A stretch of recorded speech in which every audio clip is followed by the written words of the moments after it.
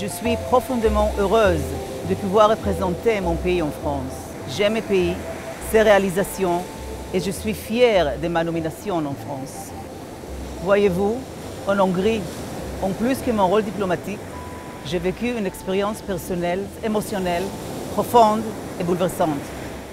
Je me suis trouvée dans un pays d'où ma famille a dû fuir le nazisme, dans le pays d'où mes grands-parents ont été déportés à Auschwitz, où ils ont été assassinés parce qu'ils étaient juifs.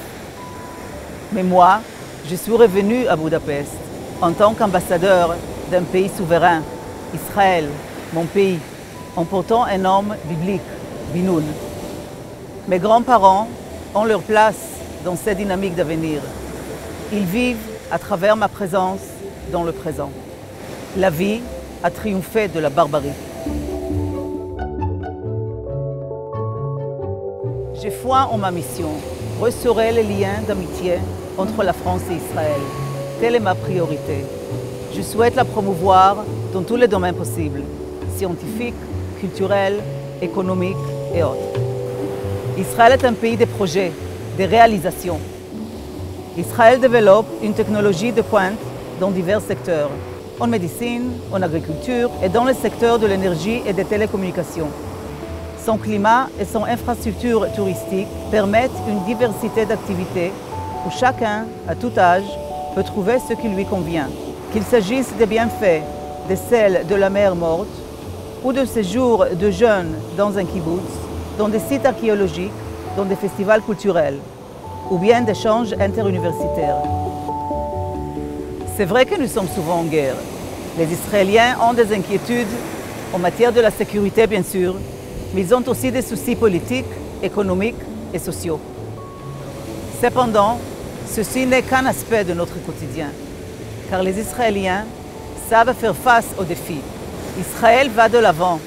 La dynamique est constante. C'est très gratifiant. Je voudrais permettre aux citoyens de nos pays de se connaître et de mieux se comprendre. J'habite la région de Jérusalem, mais j'ai passé mon enfance et mon adolescence au bord de ces plages idylliques, en alternant des périodes calmes avec celles où des bombes et des roquettes étaient tirées depuis le Liban, qui se trouve à une dizaine de kilomètres au nord de Nahariya. Nous revenons ici chaque année pour les vacances, avec mon mari et mes enfants. Mais cette ville, cette région, subissent encore les attaques terroristes et les bombardements de Hezbollah qui siègent au sein du gouvernement libanais. Nous aspirons encore et toujours à la paix. Notre salut, le fameux Shalom, est une offre et une invitation à nos voisins et à chacun. La vie et la paix sont les valeurs fondamentales du judaïsme.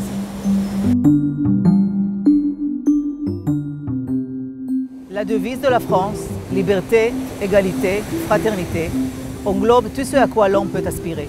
La France suscite l'admiration. Les idées de Voltaire et de Rousseau, s'élevant contre le fanatisme, sont toujours actuelles. Montesquieu ou encore René Cassin et sa charte des droits de l'homme inspirent tant d'élan de la part des peuples et des individus. Nos pays ont toujours eu des liens d'amitié, car nous partageons tant de valeurs communes. La France, ce pays ami. Israël ne nous a pas été donné sur un plateau d'argent. Et chaque jour et à chaque heure, on nous le rappelle. Et chaque jour et à chaque heure, nous devons le mériter. Servir mon pays, servir Israël en France, c'est un privilège.